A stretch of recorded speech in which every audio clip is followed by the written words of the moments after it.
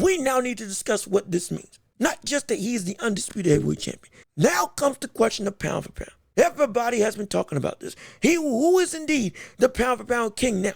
We've had, and I've been on record saying, anyways, the best in the world. I still believe as a talent, he is the best in the world. But I'll tell you this right now. With what we've seen from Usyk, Usyk epitomized what it meant to be pound for pound. This is a man who won cruiserweight, became undisputed, first man since Evander Holyfield. It's the only other man outside of Evander Holyfield to unify and become undisputed in the cruiserweight division and move up to heavyweight and become undisputed in the heavyweight division. And he did it against a man who was 30 pounds heavier than him. I've gotten on when people talk about Tank and Inoue, how that fight when it needs to happen. They say, oh, put him against Tank. Tank will knock him out. That's how they feel. That's how they feel. My whole thing is Tank is 130, 135.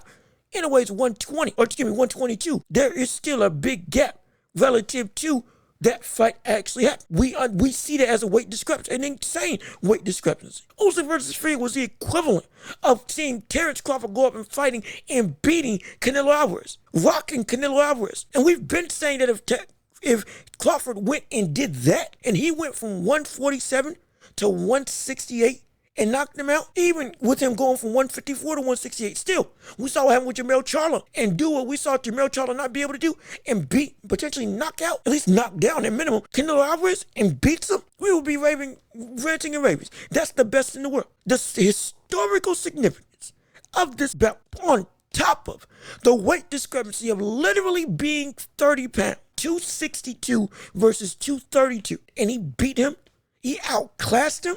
He outclassed the best version of Tyson Fury at that much of a weight discrepancy. I have to put Usyk as the best in the world, pound for pound, on my list because of this achievement. Again, in terms of talent and who is the best fighter in the world, in a way, it's still better than everybody else. But we've talked about what my pound for pound requirements are: consistency, accomplishments, the talent of fighter that you are, the accolades that you have done, and the significance historically of what those accolades mean. Usyk has checked every box with this fight. There's no, I can't not put this man as the best pound for pound in the world. Terrence Crawford was saying that you got to give him his flowers. Right now, he is the pound for pound best in the world because of what he just did and against who he did it versus. Do I think that Crawford and Inoue are better boxers? Yes. But right now, Usyk epitomized what it meant to be pound for pound. In the last 25 years, never been an undisputed champion, and you do it down 30 pounds versus somebody else who is seen as the biggest heavyweight in the era of big heavyweights, where literal size is everything when it comes to boxing at that division. You as an undersized heavyweight goes in and still is able to do what many seem like is impossible, to do what we've seen other boxers of your same stature try to do and fail miserably. Derek Chisora, outboxed and done away with. Dillian White, knocked out. The man that knocked you down into Tyson Fury. What did you do? Turn it into a brawl and knock them out. Savagely. We know what you've done. We know what this is in terms of what Tyson Fury does.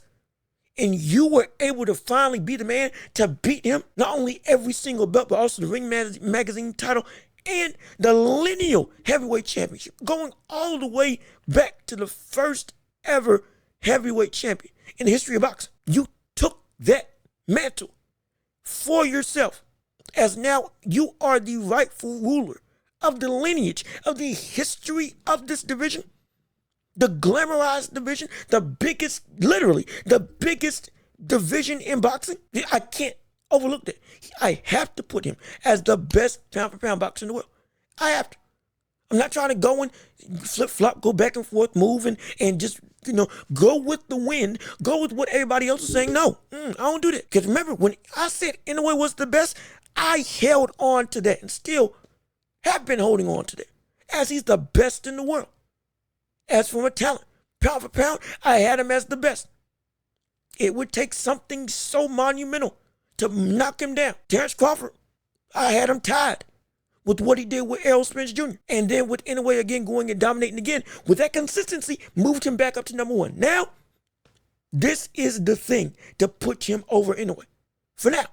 This is the thing to put him over Inoue for now. Beating and becoming the undisputed heavyweight champion in the world against the man that has you, again, 30 pounds below at a deficit. The performance coupled with the significance, coupled with everything that goes along with this win, he's pound for pound best in the world. Usyk is indeed the pound for pound best in the world right now. We have to give him his just due. It could change, absolutely. If it doesn't, guess what? I'm going to say that Usyk still is. But as of right now, Oleksandr Usyk is the best pound for pound boxer in the world. You beat the biggest of the big when you were the smallest of the small in a division that only accentuates size. Could people come to me saying, no, there's no way. He's too little.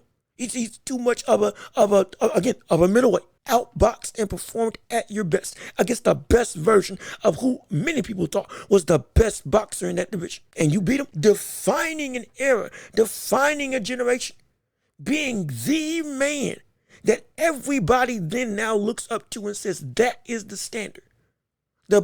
Legitimately the brightest lights possible versus the best version of the biggest opponent in that entire division. You did it. You did it. You did it in terms of Oleksandr Usyk. That's the best in the world.